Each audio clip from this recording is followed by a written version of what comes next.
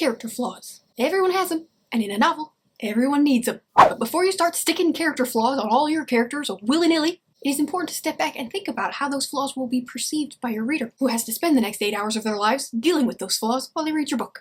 In real life, people can have these flaws and still be totally lovable, but they are much more off-putting in writing, and that is important to keep in mind.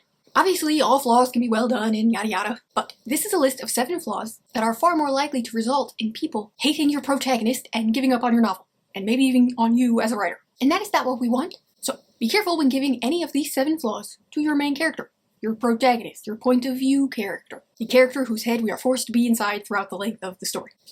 Side note, all flaws are easier to deal with in side characters, so this list mainly pertains to main characters. Number 1, starting with the doozy here, this is, in my opinion, the single worst flaw that you can give your character, especially your main character, and that is indifference. A lack of motivation. A character who does not want to be in the story. If the character doesn't care what happens, then why on earth should we care what happens? For some reason, this is especially common in children's fiction. In middle grade and young adult, I see it all the time. I don't know if it's writers trying to capture that young, blasé, jaded attitude, but indifference is not the way to do it. It just makes the book a slog to get through. You've based your entire adventure story on a character who does not want to go on an adventure. Why?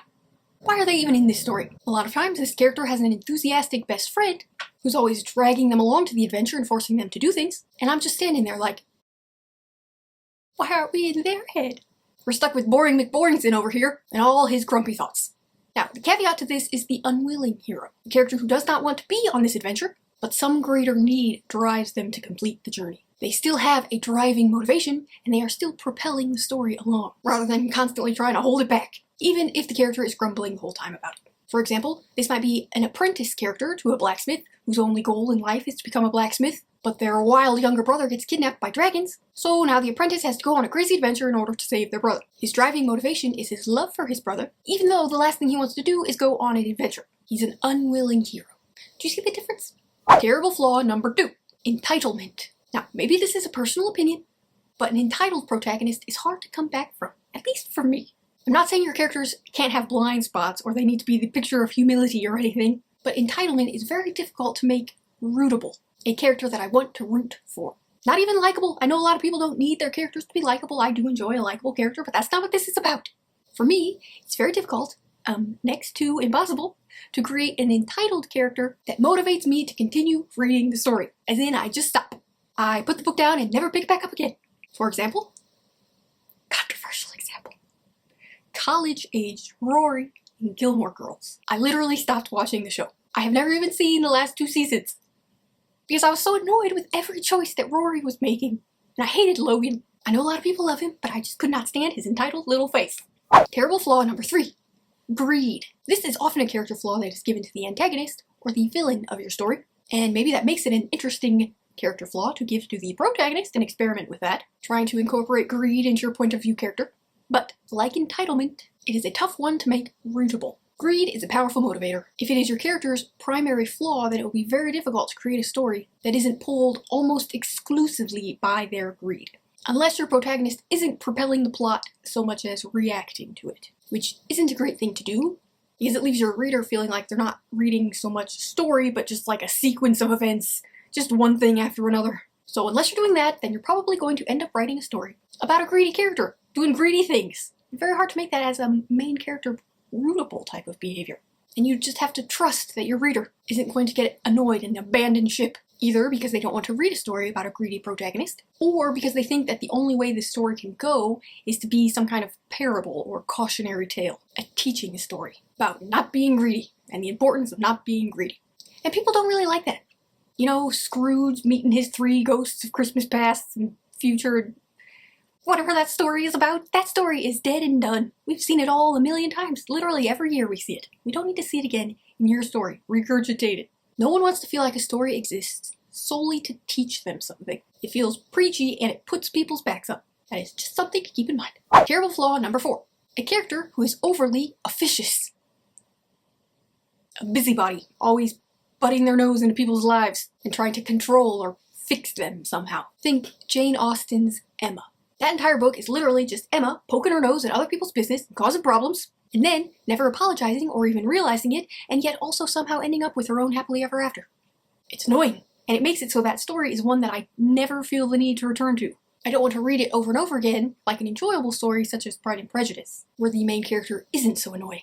The main character flaw of Emma, her being overly officious, sort of ruins the whole story for me. And that's really what this list is about. These are the flaws that run the risk of alienating your reader by annoying them, or boring them, or driving them away. So be careful with those officious characters. Terrible flaw number 5. Weak-willed. This is similar to indifference, but rather than just not caring what happens in the story, a weak-willed character will just go along with whatever anyone else wants. They don't stand for anything, so they're very difficult to get to know as a character, because they could just as easily fight for good as they could for evil. They're just kind of bopping around in your story, and to your reader, it sort of feels like this is a story about a character who hasn't reached the part of their life yet that is worthy of being a story, since they have no driving goal or motivation. They don't want anything, and they'll do anything that anyone else says, so why are we in their head? Terrible flaw number 6. Ignoring common sense. This is another one of those flaws that makes readers chuck their book across the room and curse the author because characters can't do anything right. Obviously, in real life, people lack common sense. But in a story, a lack of common sense often comes across as lazy writing or immature writing, because it feels like the only way the author could think of to stretch the story out was by making their protagonist constantly make terrible, ridiculous choices that no one with an ounce of common sense would ever actually make. Like horror movie characters who constantly split up or refuse to call the police, or decide to meet up with the murderer in the middle of the night by themselves in an attempt to catch them. Just poor decisions. We've seen it enough and it feels lazy. Terrible flaw number 7. A poor communicator. This is especially annoying in romances, but it can also creep into any type of story. And the problem is that it quickly morphs the story into one where literally every problem could be solved if the characters would just sit down and talk to each other. Whatever else is happening in the story gets backseat to the primary tension, which is a general lack of communication. Your readers are just like, talk to each other! You solve all your problems! It's annoying, and it's overdone, and it also feels a little bit lazy. Poor communication cannot be the driving force of your novel. I mean, it can, but I won't like it. And a bonus, 8th terrible flaw is excessive quirkiness. A character whose only flaws are clumsiness, forgetfulness, and mismatched socks. Those are not flaws, and when a writer tries to pass them off as flaws, it means that the character is likely perfect in every other way. They have no real flaws. They are just a little Mary Sue who trips over her own feet and giggles at awkward moments, while being perfect at literally everything else. And that's boring, we can do better! So think of Dory in Finding Nemo. Very forgetful, to the point of amnesia. And that's interesting, That's a real problem. That's not this. That's its own thing. That's a good thing. That's a way to take this annoying flaw and turn it into something that can work for your story.